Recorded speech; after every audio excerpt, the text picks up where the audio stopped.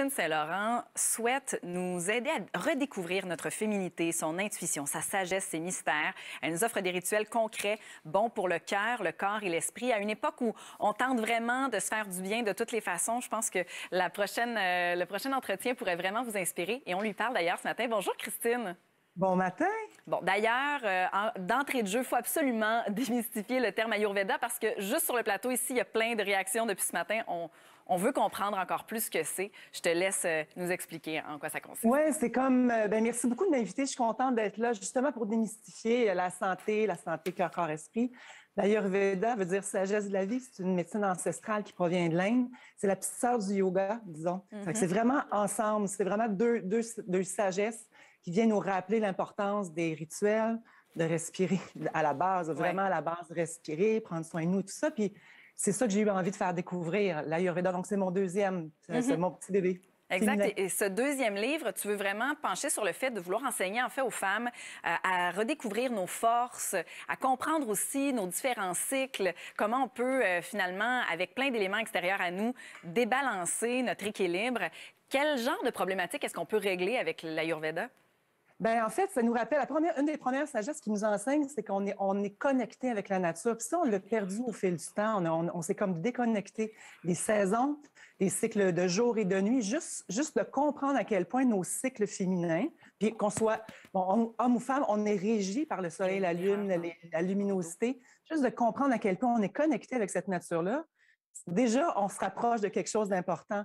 Et quand on comprend que on fait partie, on la porte cette nature-là aussi, on n'est pas ailleurs, il n'y a pas la planète puis l'humain à côté, on fait partie d'un microbiome collectif. Dans le fond, nos cycles intérieurs sont aussi liés à ça. Donc, même au niveau des règles des femmes, ils appellent ça dans l'Ayurveda les cycles lunaires, à quel point on est liés, on a juste oublié. Et c'est ça mon but, dans le fond, avec ce livre-là, c'est de dire, ramenons-nous à la base, puis voyons comment on peut, premièrement, juste régler les problèmes d'insomnie, de stress, d'anxiété, juste de se ramener à la base des choses importantes que la nature nous offre. Tu te sois consacré à l'écriture de ce livre-là parce que j'ai fait ma formation pour enseigner le yoga et ça faisait partie de nos enseignements. Comme tu le disais, le yoga et l'Ayurveda se complètent. Puis je comprenais pas pourquoi on n'en parlait pas davantage, pourquoi on mettait pas cette médecine ancestrale-là de l'avant.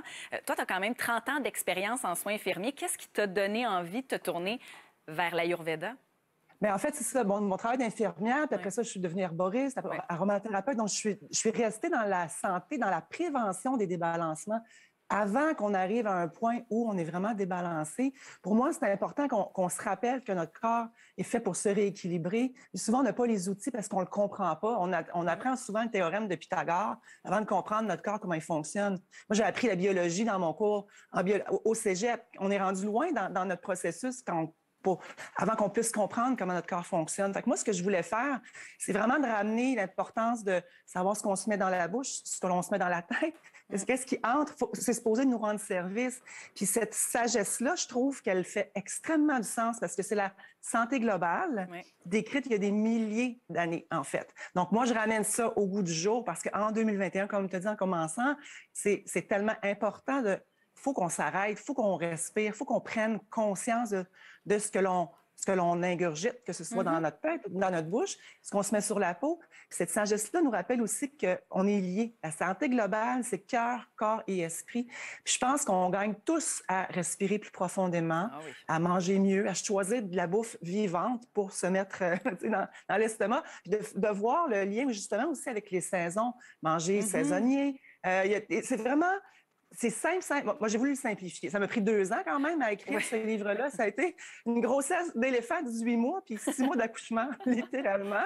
Mais je suis extrêmement fière parce que j'ai une équipe qui m'a accompagnée dans l'écriture, puis dans la démystifier et simplifier au plus haut point une science qui pourrait être compliqué, puis moi, je voulais pas que ce soit compliqué. Et on a vu justement quelques images donc de rituels, des fois certaines postures de yoga ou d'étirements qu'on peut essayer de pratiquer dans le quotidien pour apporter un peu plus de douceur et essayer de rééquilibrer tout ça. Donc, ça fait partie des conseils que tu as à nous donner. C'est des rituels, de nouvelles habitudes, c'est un mode de vie finalement. Un mode de vie, une chose à la fois qu'on peut choisir, parce que tous les matins, quand on s'éveille, on a l'occasion de glisser vers le stress, vers le chaos, vers ce qui ne va pas.